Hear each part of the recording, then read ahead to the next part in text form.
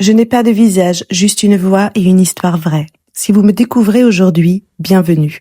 Une vie cyclique, les mêmes blessures, les mêmes schémas, les mêmes chutes, jusqu'au jour où j'ai compris que tout ça était là pour m'élever. Je suis la preuve que dans l'obscurité, il y a toujours de la lumière. Bienvenue dans ma vie. Cet épisode parle de tentatives de suicide et d'abus de substances. Si vous traversez une période difficile en ce moment, parlez-en à quelqu'un. Vous n'êtes pas seul et votre vie a de la valeur. J'avais 17 ans quand je suis partie. Un contrat de qualification, un petit salaire, une pièce avec un lit, c'était peu. Mais c'était à moi. C'était la liberté. Du moins, c'est ce que je croyais. Sauf que la liberté, quand on part avec toutes ces blessures dans les bagages, ça ressemble pas vraiment à ce qu'on imaginait. Les blessures, elles voyagent avec vous. Elles s'installent dans votre nouvelle pièce, dans votre nouveau lit, et elles continuent leur travail en silence.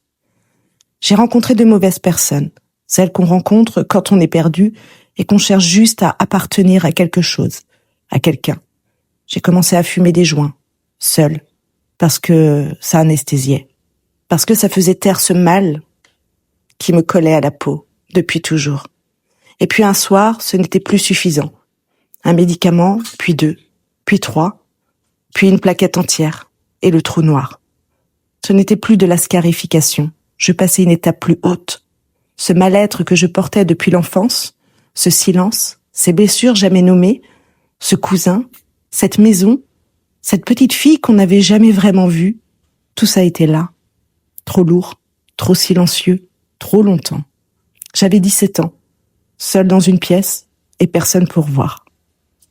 Je me suis réveillée aux urgences. Maman était là, présente, comme toujours quand je touchais le fond.